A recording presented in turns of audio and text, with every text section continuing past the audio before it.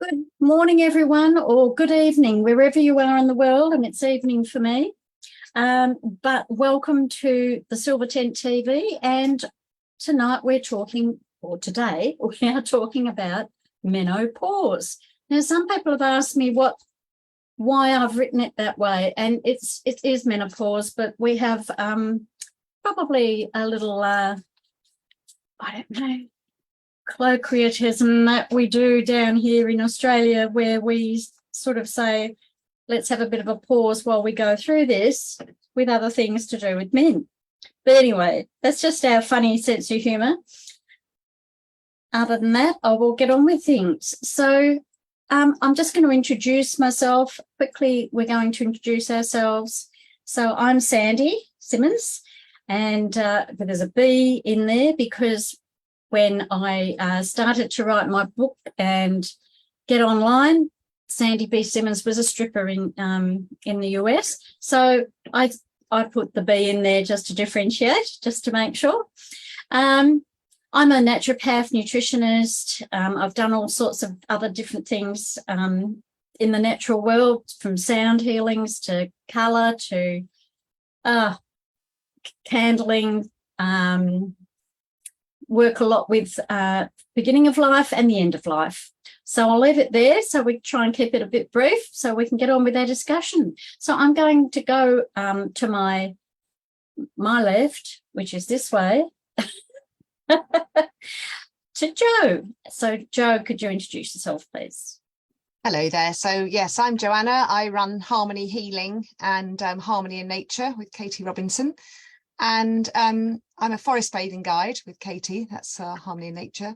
But through Harmony Healing, I specialise in Egyptian philosophies and applying ancient wisdom into modern life. So there's a lot, which is a lot actually to do with connecting with nature, hence the kind of tie up with forest bathing to make me a little bit more accessible in today's world, because I'm a bit out there, a bit fringy. But my sister is an angel author. I'm pretty knowledgeable about angels with her particular philosophy, which is the seen angels.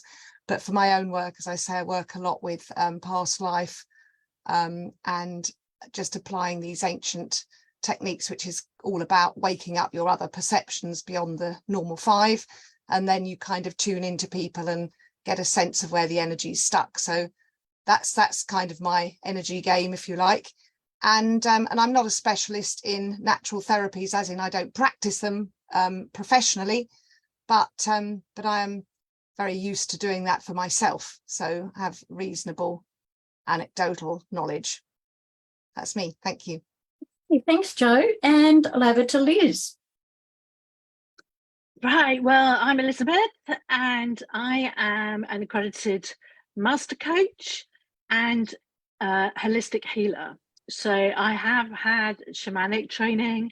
I am a Reiki master, Rahani practitioner, and a sound therapy practitioner also. I've also studied aromatherapy for probably nearly 40 years. So I work holistically with my clients, typically ladies over 50 who've gone through some life-changing event or another. And it doesn't necessarily have to be to do with natural events, but it could be anything, which tend to happen to ladies of a certain age.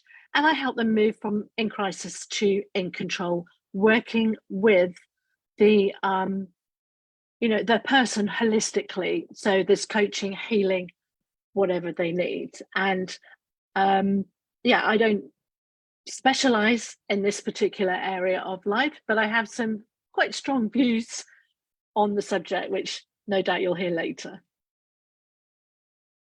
You, Elizabeth, sorry, called you Liz. Anyway, Dee, over to you. Fine.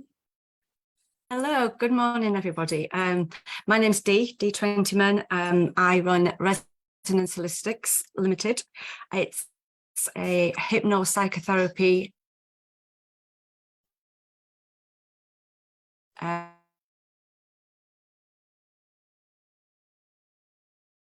think we've lost Dee, have we? She certainly seemed to be hanging slightly there, so the sound went for me. Yeah. Okay, we might 13, and so that's mainly my physicality. And We missed a little bit of that because you froze. Oh no. Okay. But that's okay. We'll leave it, and you can say a little bit more when you're chatting about what you're doing. Okay. Okay. All right. Okay. So first of all, Worries. thank you all for being here. But menopause, you know, it's one of those things that we all go through as women in one form or another. Depends too on what's happened to us in our former life before we get to perimenopause. But I'm just going to read out a few stats that I found today. So the natural menopause age is generally between 45 and 55, and that goes worldwide. That's been put out by the WHO Code. So I guess they've got pretty good statistics there. And 80% of women in menopause experience hot flashes, because that seems to be one of the main issues that women have. The transition of menopause usually lasts some 7 years, and it can go up to 14 years. It can be less as well. And that often depends on lifestyles, whether you smoke, obviously your age, and perhaps your race and can't even say ethnicity. That all has a bearing on what's going on for you and how prolonged or short it might be.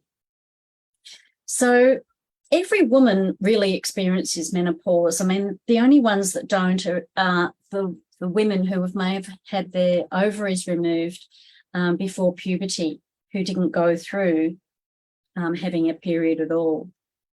So it basically puts everybody else in the bracket of getting menopause one way or another.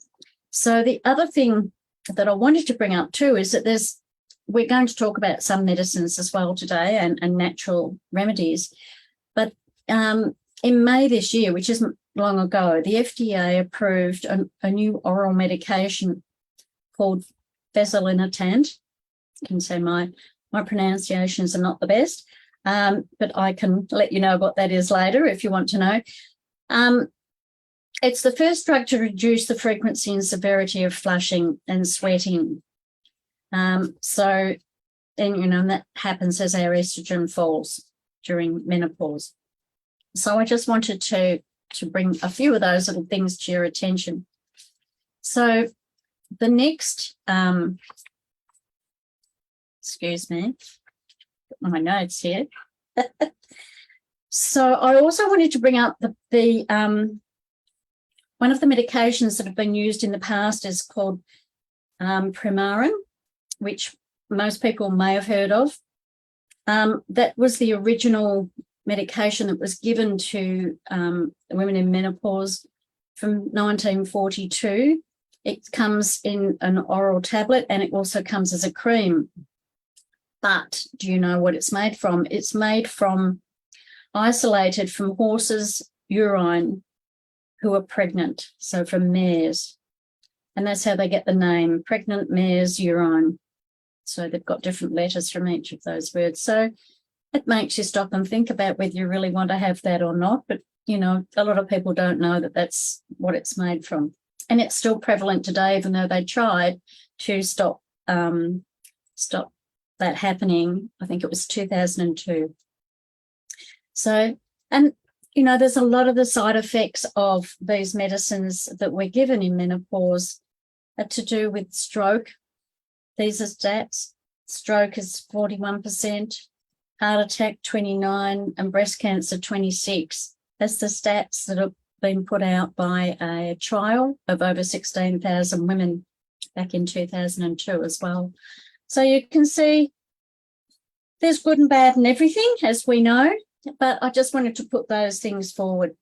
Now, the first area that I think that, we would like to talk about is probably how you light up a room when you walk in. Those times when you sort of have this hot flush that comes on you and it happens all of a sudden. And quite often that happens when you've been put into a position that you're not quite sure of, or it could just come on all of a sudden. It could have something to do with what you've just eaten before. could even be just the hot weather that's exacerbated it.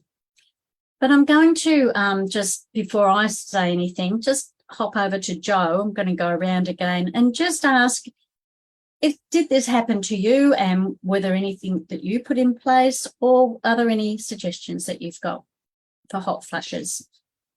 Well, thank you, Sandy. I mean, I had quite a textbook menopause myself, because my periods went down from, they'd always been absolutely the 28 days. They kind of went down to 26 days for a few months before. And it all stopped literally when I was 50. I had a 6-month gap and then a year, and then never had one since. So I guess the heat thing has definitely affected me, but I know friends that it's affected a lot more. So for me, it's nighttime. I don't really think night sweats is a fair description, because it's not like I'm not soaking, but I do radiate out a lot of heat at night. My husband sort of refers to me as his hot water bottle. So it's bearable, but it's noticeable. And I think because I'm 63 now, I mean, we're going back 13 years, and even, you know, the perimenopause, the lead up to it. I was caught a bit off guard sometimes, and often it was good to be going out wearing lots of layers so that I could just peel off a few, wasn't stuck in something really insulated. And I do remember I didn't want to go down the HRT route myself. I'm very much kind of avoid medications if you can type of person. And I did use something called Serenity Cream. I don't know if you have it over in Australia, but it's a natural hormone concoction, if you like. So that was the program for me. I mean, one of my friends, she would come over really hot all the time, bless her, and be in all, you know, social situations and all kinds of places where it isn't appropriate, you know, to be suddenly really hot and uncomfortable. And she actually found, because I mentioned earlier that I work with angels, I know it's not everybody's thing, but we had talked about the angel of water is Fuel in our system, or Fool, Phuel. And she used to invoke Fuel and ask him to bring ice to her.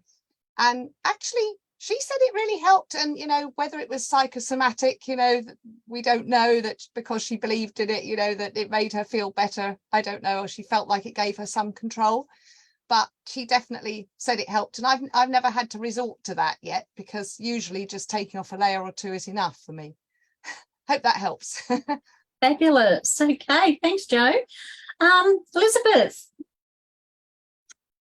Okay, well, my experience was slightly different. I went through this quite early, and all done and dusted by the age of 46.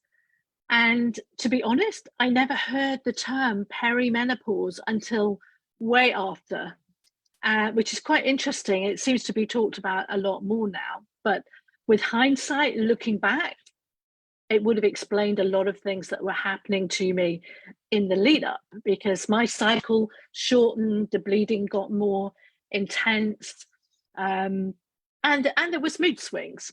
But I put that down to other things that were going on in my life, divorce, death of my dad, lots of upheaval, basically. So I never even thought it was anything to do with natural bodily functions. So apart from the absence of periods, the only thing that really happened to me was the hot flushes.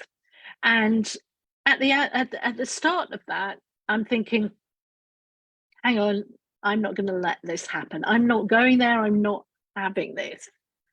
So I did a lot of research, and you know, I don't know if I was in denial because I wasn't expecting it. But I found an amazing natural doctor by the name of Dr. Marilyn Glanville, and I looked at her website, and I did some quiz she had on there, and I looked at natural supplements, and I looked at what I was eating. And the main thing that I used was a herbal supplement called Agnus Castus. And every time I ran out, I would see what happened. If I got hot flushes, I had some more. And basically, you know, that's how I managed it. Agnus Castus, evening primrose, and occasionally St. John's wort, but I didn't use that so much because the alternative, which is the one that I used, was the herbal supplement called Agnus Castus. And every time I ran out, I would see what happened. If I got hot flushes, I had some more. And basically, you know, that's how I managed it. Agnus Castus, evening primrose, and occasionally St. John's wort, but I didn't use that so much because the to me just wasn't acceptable. I was living in Germany at the time, and I was seeing, I went to see a doctor about something, and he said, of course, you are menopausal and you know that. I'm like, well, I had a pretty good idea that that's where it had gone. And then he's like, and so we're going to put you on HRT. And I went, no, you won't. Or as the case may be, I just went, nein, danke. I was in Germany and I refused to go down that route. And I believe that I managed the symptoms through mental exercises, thinking it, not happening, and the herbal supplements. So yeah, I kind of had an easy time of it, but I created that easy time. And I know other people have different experiences, but it worked for me, and I'm sure it can work for other people too. Thank you, Elizabeth. And Dee. Yes. Well, I'm going to echo a little bit about what Elizabeth just said about, because I work with the mind and body connection, and I've been doing that for a number of years now. And I teach other people how to do that too. And so for me, I had what I consider a mild menopause. So mine started at 49 and I was through it by 53. And so I didn't notice a great deal of things happening to me. The night sweats were never a problem. A little bit like what Joanna said, it was noticeable, but not massively affecting my life with the sweats. It's, in fact, when I was a little bit younger, before it all started, I actually said, I'm looking forward to the menopause because I'm always freezing, freezing cold. Because at least I'm going to be warm, at least. And it didn't happen as much as I thought it was going to do. And so I did get a little bit warmer. And it seemed, I noticed it would stem from my waist area, and then it would come up from my waist, and I'd feel a little bit warm. But I never got anything during the night. I didn't have to change sheets or anything like that. And basically that's what I noticed more about the menopause for me. And my moods were fine. I didn't go into a flying rage like some people describe, or turn into Godzilla or whatever. Because I've heard a lot of people saying that it really, really, you know, I've heard some comments by my friends' husbands that, oh gosh, she turned into Godzilla when she was going through the menopause. It was like really rough for them. But that didn't happen. And again, it's because I decided it wasn't going to happen. But there was one thing that seemed to be out of my control, and I'll talk about that in the next question because I think that might be pertinent for that. But no, that was it for me. No HRT. I did use Serenity cream towards after I was through the menopause. I was still getting little bits of things like dry skin and that kind of thing, but no HRT and very mild sweats. Okay, well, that's good to hear. I'm just going to share what happened with me. And I didn't realise I was in perimenopause, even though I am a practitioner. I thought I had something going on with my kidneys because I had a couple of really bad night sweats where I woke up with pools of water everywhere. It only happened 2 or 3 times, but I was probably only about 46, 47. I thought, oh, this is a bit strange. Better go and get my kidneys checked. But anyway, realised then that what was happening. So that went on for about maybe 3 years. And my periods didn't change an awful lot. But what happened with me is I had a big argument with my father when I was 50. And I never got another period after that. So I don't know whether that was partly that, and I was already in perimenopause and going through that anyway, but everything stopped all of a sudden. And of course, I am a big, I suppose, advocate, being a practitioner, of therapeutic fasting. And what I've found is putting clients and patients on fasting, if it's suitable for them, will really remove a lot of the rubbish that's in our system, especially from the liver and the intestines, and it stops the hot flushes. So, you know, the body stops menstruating. It's actually releasing, and we stop them releasing. So things are held inside, just briefly, and then you know, that sort of can add to the whole issue. So that can help. But Elizabeth has already said about some of the herbs, you know, and exactly what she said can help tremendously. But black cohosh is another one, red clover, chasteberry, dong quai, evening primrose, already been mentioned, wild yam and omega-3s. Now, the oils are really necessary because our nerves get quite frayed at these times. We become a bit vulnerable, and any of the oils will help the nerve endings. So that's one of the things there. So there's a few other things, but I won't go into that too much. But I just wanted to go in to talk about the things that are prescribed. You know, you can even have the oral contraceptive pill given to you in perimenopause. That can help some people if they really want to take it. But we have to be careful if you've had your uterus removed, if you've, you know, had an operation before you go into menopause, you will still go into menopause.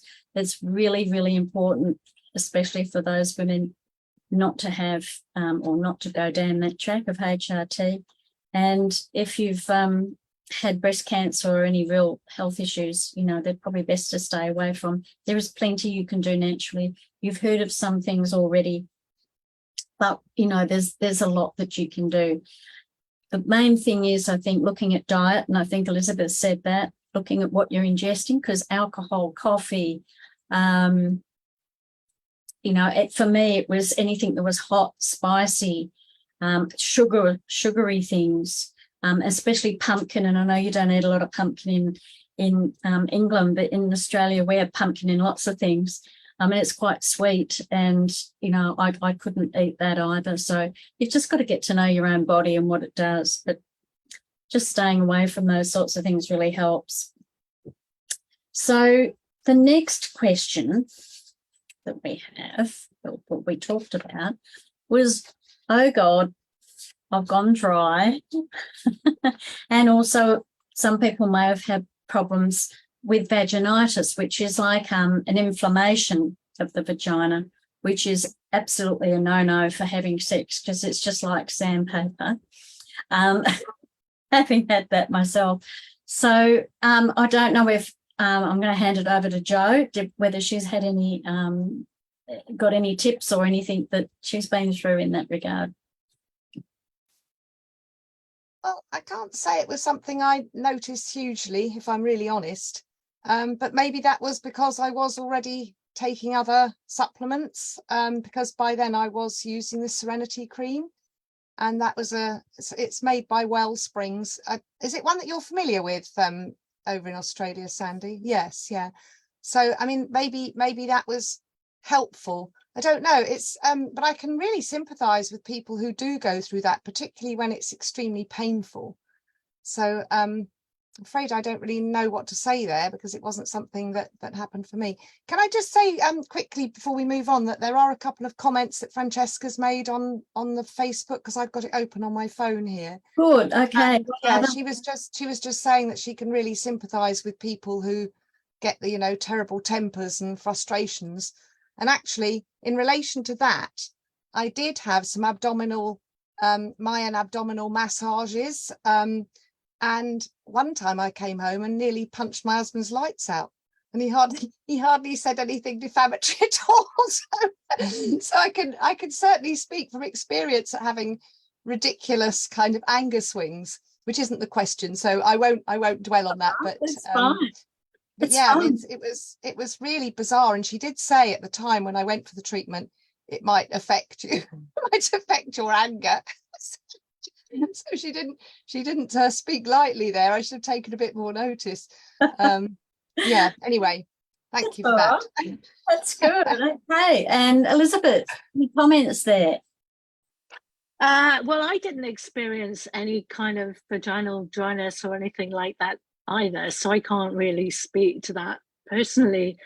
But I know I had some friends who went through a terrible time with that, and you know, their experience was unsympathetic male doctors, the usual thing that many women I think have experienced, you know, having to go to somebody who really couldn't understand what they were going through and basically sort of said, you know, basically you've got to put up with it.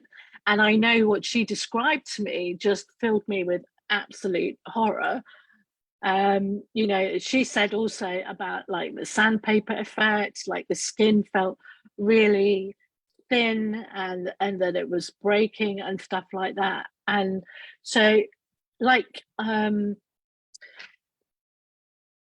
Joanna said, I think the fact that I was taking herbal supplements and watching what I was eating as well, I think that had a massive impact on what then transpired going forward for me.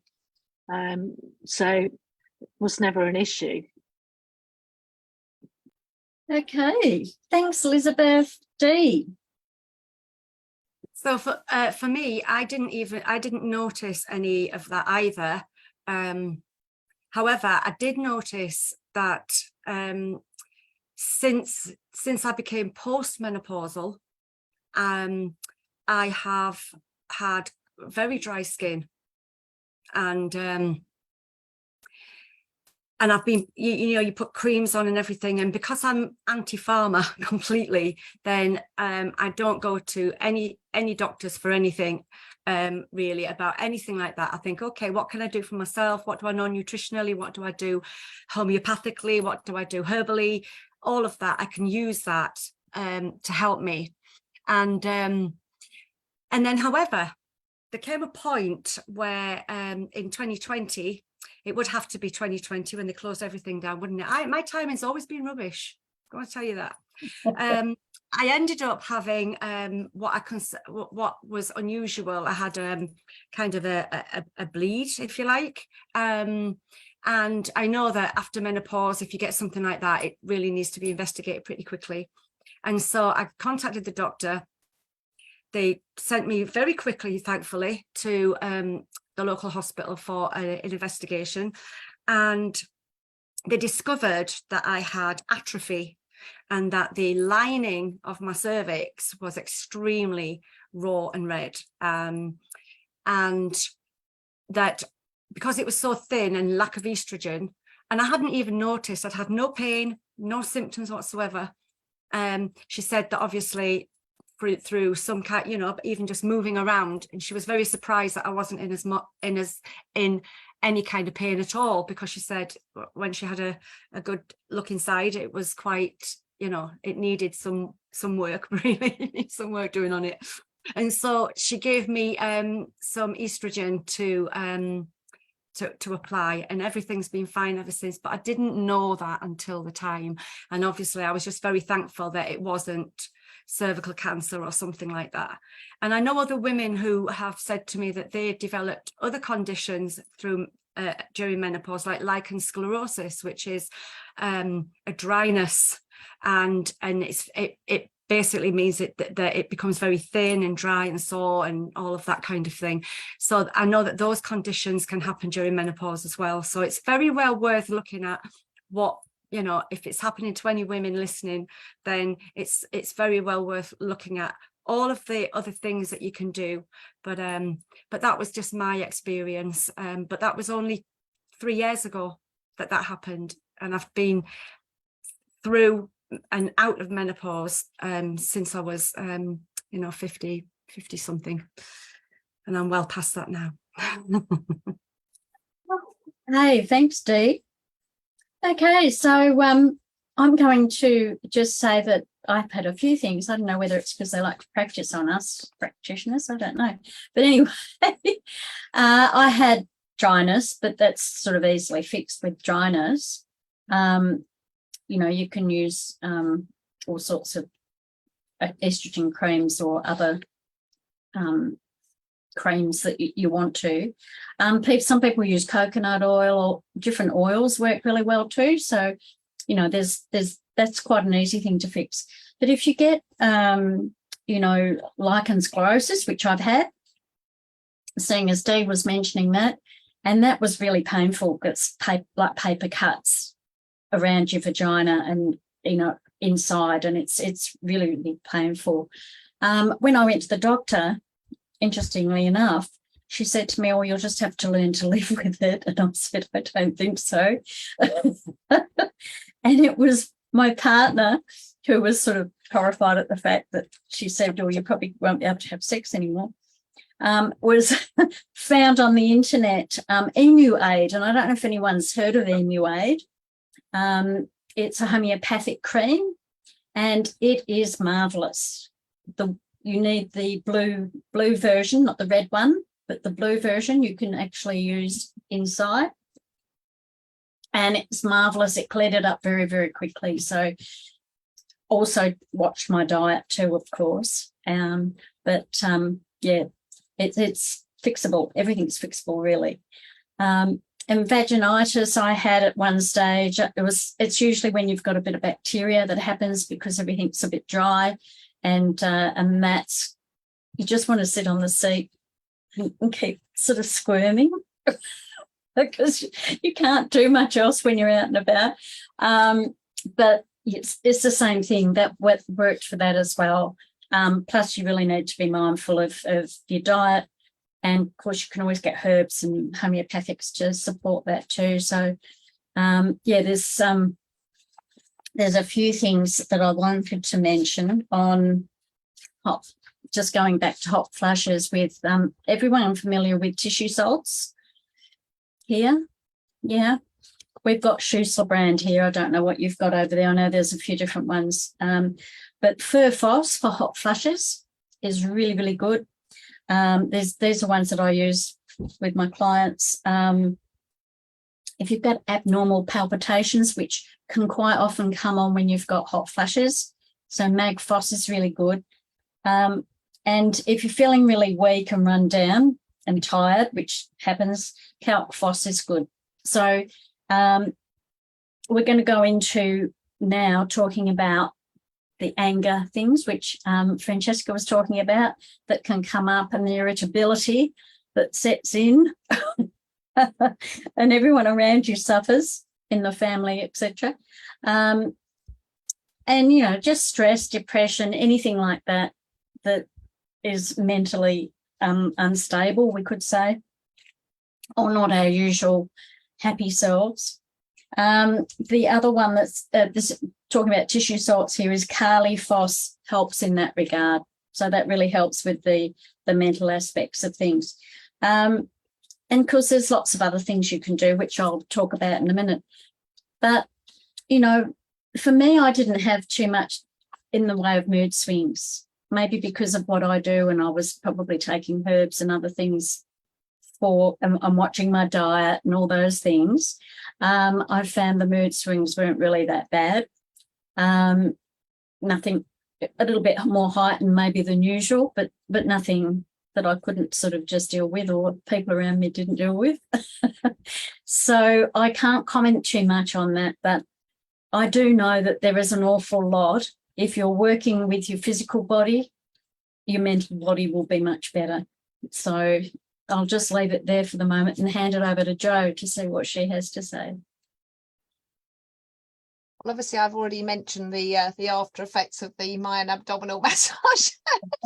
So that's kind of most what would I say, acute memory I have of an out of control reaction to a minor trigger. But I think the other thing that I've noticed is a strong reaction on my skin. So and that is an emotional response for me. So I'm lucky that on the whole, I think if you were to talk to my children, they probably would say that there have been moments when I've been very unreasonable. I think, I don't know if anybody else would agree with this, but I think one tends to take it out on your family more because it's sort of, they're there all the time, and they know how to needle the reactions as well, because they say all the things that can be quite what's the word, drive you crazy sometimes. Love them. But yeah, definitely what I have noticed is that if there are stressful events happening work-wise, or you know, because I'm self-employed, like probably most of us here, I teach what I do as well. I teach healing, but you know, you have periods of lots happening, and then you might have a month or two of very little. And you know, I try not to focus on the lack of steady income, but if it meets your brain and your brain starts thinking, how am I going to, you know, then it reacts on my skin. And definitely for me, what I've found triggers it more is histamines. I've got a very bad histamine balance since the menopause for me. So you know, it's like, apparently it's described as being like a bit like a stress bucket. You know, you've got your histamine bucket, you've got a certain amount of histamine that your body can tolerate, and then when you get in this fragile place emotionally, then it doesn't take very much to tip it over, and I start to get very itchy eczema. So that's not really how you phrased the question, but that's how I find the emotional responses come out for me.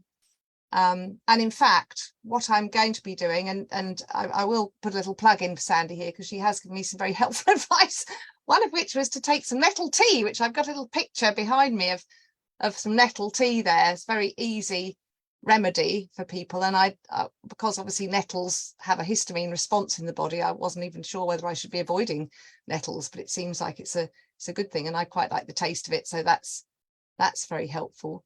But I'm actually probably going to do a liver cleanse as well later this month. And the one that I use, I was just writing down the name of the guy because I thought people might ask me, and now of course I can't find where I've put it. Would you like me to say? Oh yes, it's Andreas Morris. Is it Moritz? Is that a liver cleanse that you're aware of? So you take a lot of apple juice and you have a couple of, it's like fasting days. Anyway, I won't dwell on it. But there's a few different ones around. Yes, I'm sure there are. Works. That's all. Yeah, the idea is to just clear the liver, particularly of any gallstones that haven't made it to the gall yet, and get rid of problems before they instigate further. And another thing you can have is colonic irrigation as well, which I'm a great, not that I have them all the time, but I'm definitely a fan of using that when it's helpful. So that's kind of my hints and tips, if you like. Thanks. Okay, thanks for that, Jo. Elizabeth, any comments there? Well, I think I already mentioned the mood swings tended to happen during perimenopause, and I didn't have a clue what was going on because there was a lot of emotional upheaval going on in my life at the time anyway. So I didn't, you know, it just didn't compute that this is also what was going on. I was emotional anyway with all of that. And, you know, I was working corporate at the time, high pressure job. So add that onto the mix. And then when actually the menopause happened, when my period stopped, I was actually just relieved. And it's like, right, now I can just, you know, move forward. Now, you know, I know I'm going into a new phase now. At least I know that that's done with. And, you know, look at managing it. You know, fast forward 17 years near enough. Is it 17 years? Yeah, close enough. And the biggest issue now in post menopause is around the middle weight gain. And that is something which obviously we haven't talked about yet. I don't know if you were going to come to it, but it's just popped into my head. So, you know, that's what I'm dealing with at the moment, because it doesn't matter, diet and exercise and all the usual stuff does not seem to make the slightest bit of difference. And, you know, I'm thinking it's hormonal.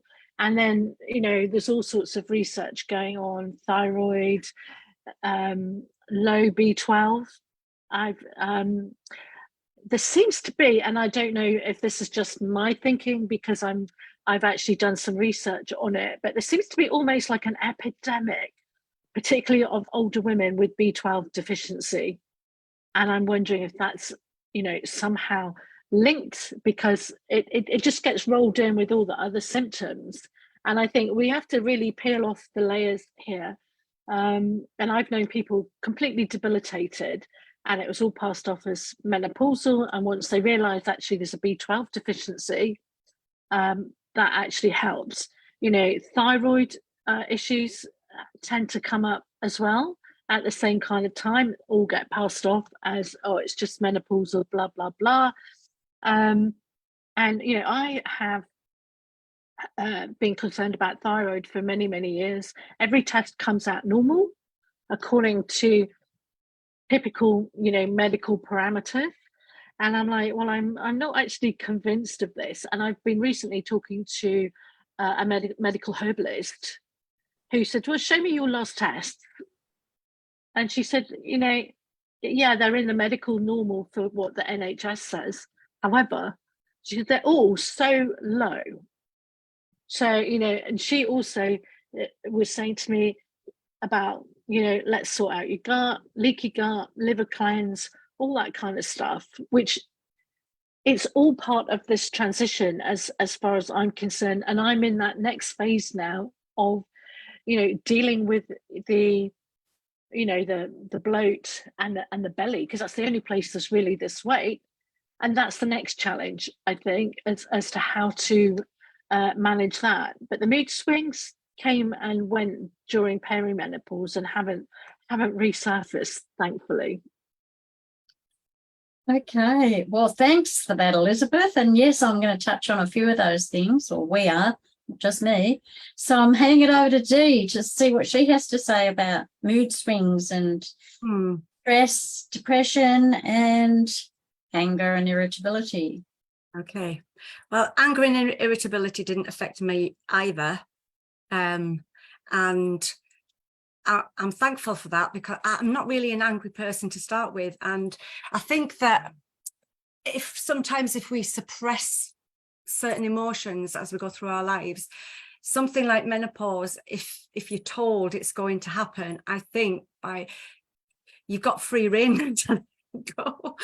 Some people, it's like, oh, it's because I'm menopausal. But I know I'm joking, but I think sometimes when we suppress our anger, we can actually let it out, because it's something that we've been told may well happen. So we accept that that's a possibility.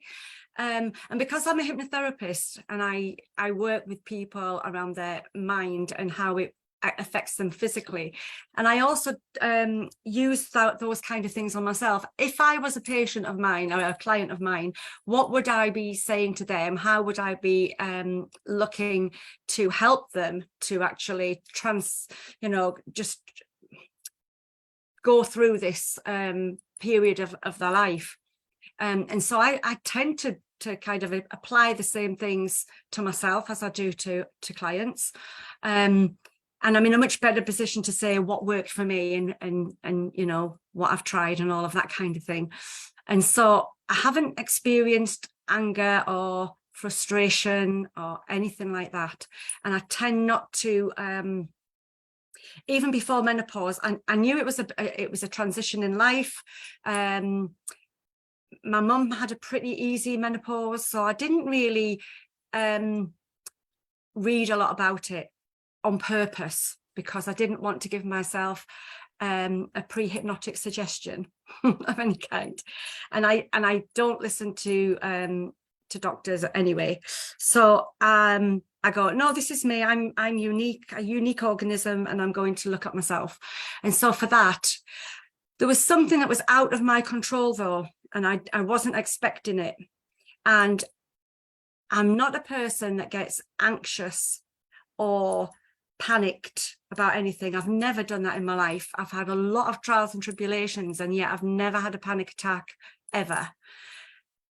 But I found myself during menopause at one point waking up in the morning for no apparent reason whatsoever with this awful feeling of dread, as if something catastrophic was about to happen.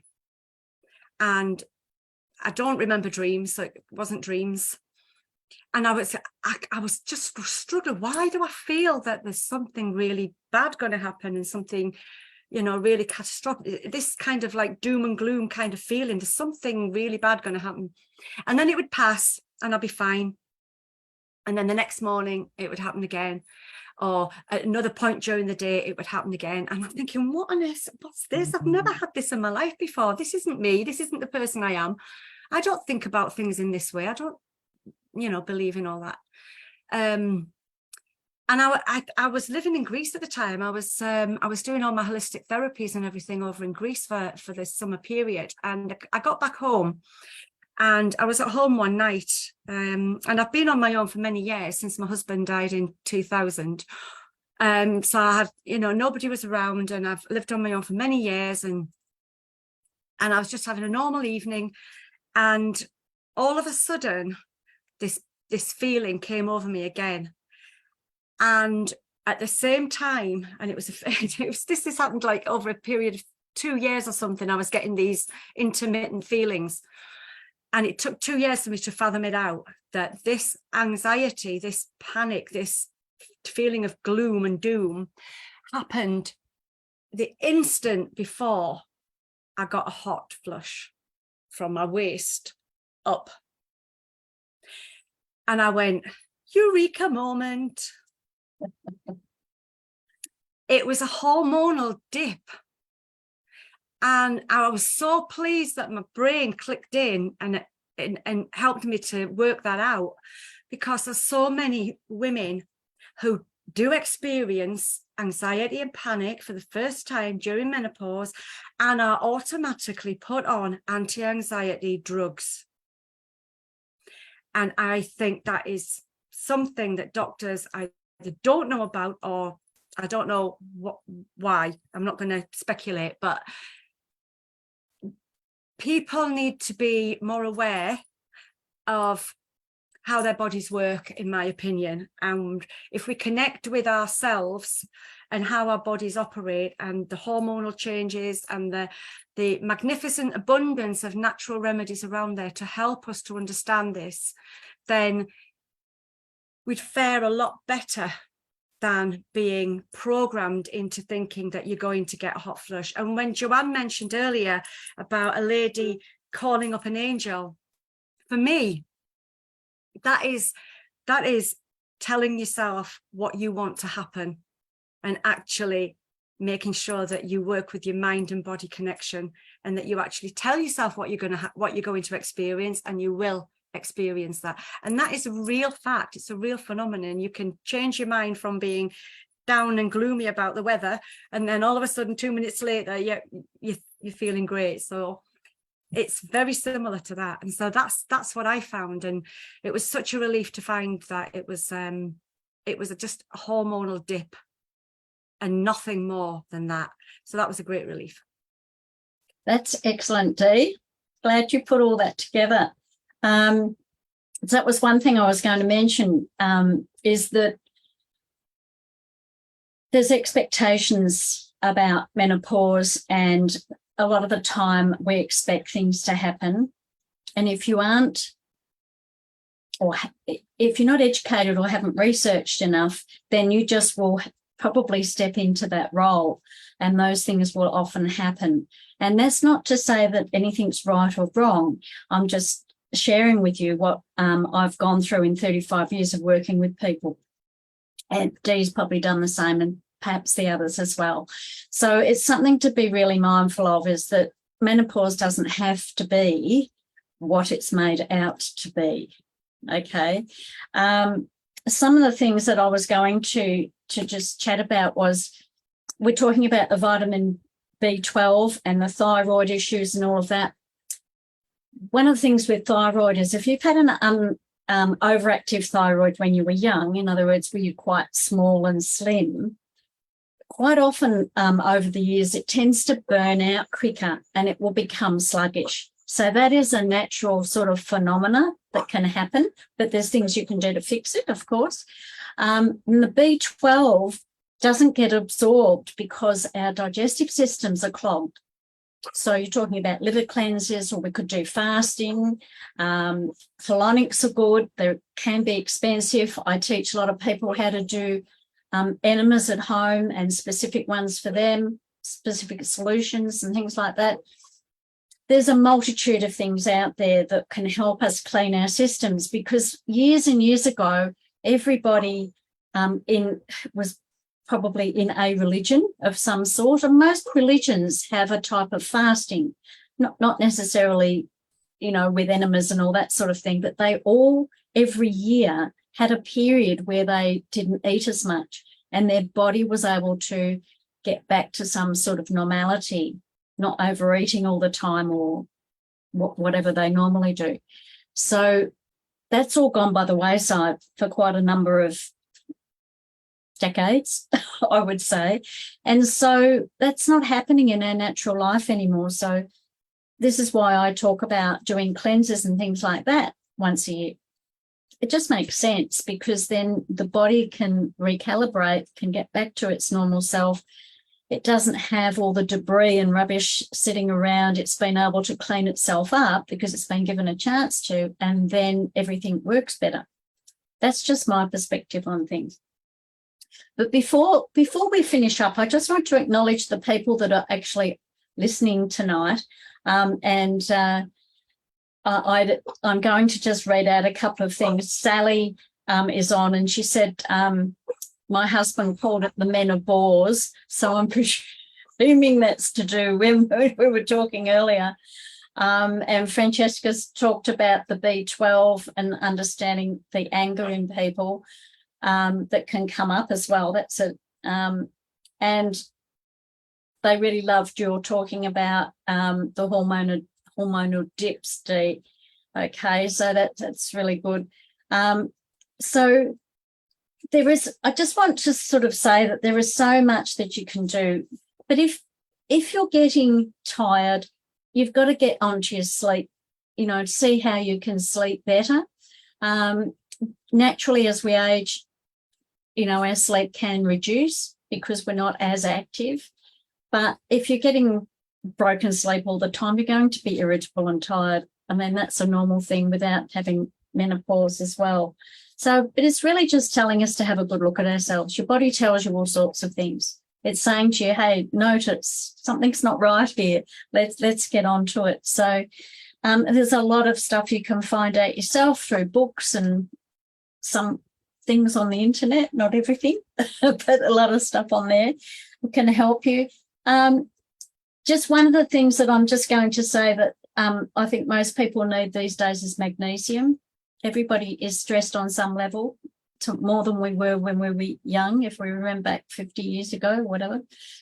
The magnesium is just so necessary for everybody in one form or another, whether it's through foods, but you might need extra supplementation. But, you know, just getting to do some yoga or just some quiet time.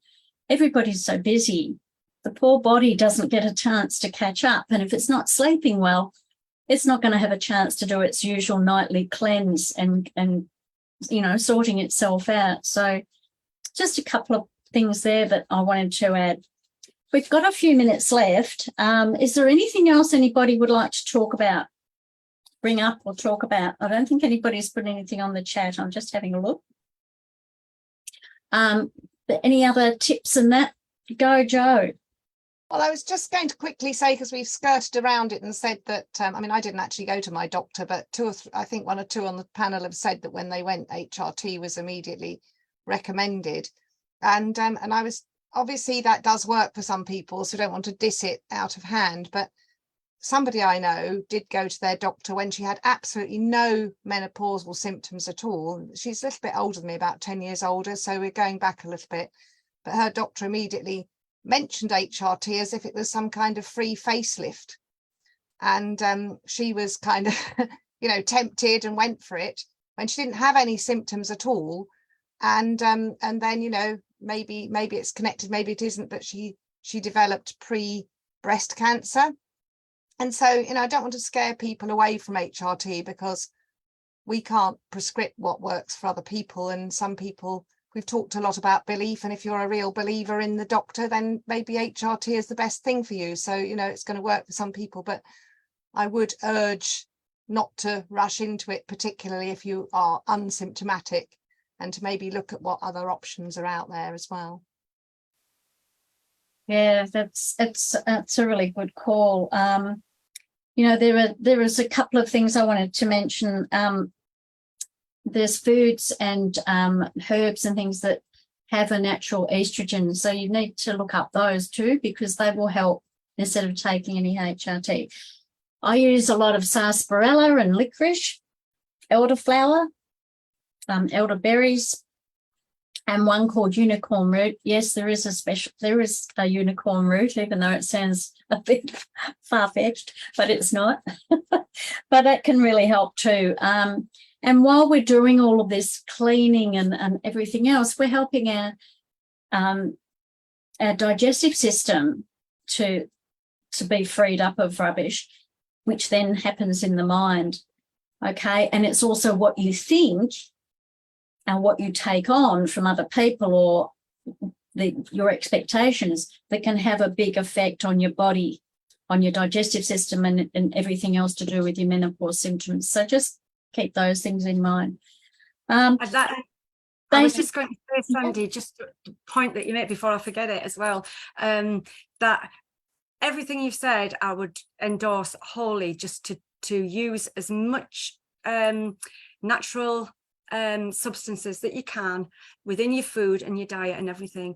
But I think for any ladies watching out there in the big wide world who see this on YouTube, to actually think about menopause as a natural part of being a female rather than a medicalized condition.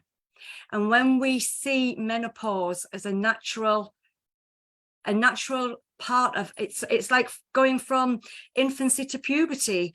We don't make puberty a medicalized condition. It's just a transition through our life.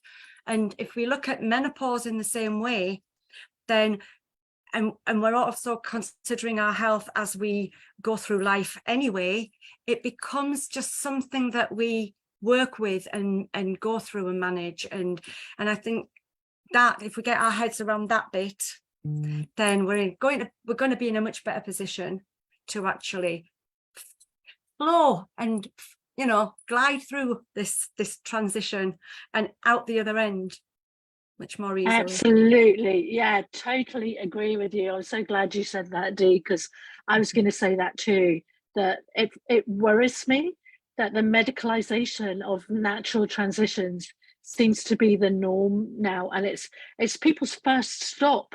I didn't actually go to the doctor about the menopause. He just happened to say, you know, oh, well, you're there, so we give you HRT. So I wasn't actually there for that reason. It was like a well woman checkup or something. So that, you know, this medicalization as a first stop.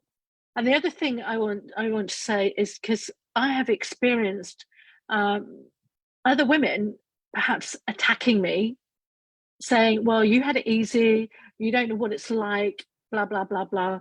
And, you know, it's been absolutely awful for me. And you know, I've had this and I've had that. And yes, I did get off light, if you like. But I also firmly believe that I had a hand in that, through the thinking, through the, you know, I'm not going to let this happen to me. You know, this is how it's going to be for me. Whereas other women choose not to take that approach. And I would urge people to think holistically, think about what you're eating, think about your body before you go to the doctor. I mean, I'm not saying never, because as it's already been said, HRT works for some people and they need something. But I do believe there's actually natural HRTs out there as well now, but I don't know much about that. But something else has just struck me in this whole, you know, not just the medicalization, but when we look back at our history, we're probably also the first generation of highly vaccinated people from childhood vaccinations. And we probably, most of us, got mouthfuls of mercury fillings. And whilst that's a totally other topic, it's all part of the holistic situation that we find ourselves in as we approach or go through the menopause. And I don't think any of it is unconnected. Everything is connected. Everything is connected. So we might have to leave it there unless anybody wanted to say anything else quickly, because it's just on 8 o'clock. And I just wanted to thank everybody, my panel here, for being here and contributing and having all the wisdom that you have. And as Francesca has said here, she believes that menopause is the portal to our wise eldership. And if we can see it like that, it's a natural progression, which is what everybody's been saying. That's what it is. And, you know, the less stress that we put on it, because we can make it stressful, is going to help us. So if those people listening are on HRT or delving into all the other things, that's absolutely fine if that's working for you. But I think there's a big movement now going towards more holistic remedies, therapies, and just seeing things very differently. So thank you all, and we shall see you all maybe again soon. We will do another one. Okay, thanks. Bye for now. Thank you. Bye.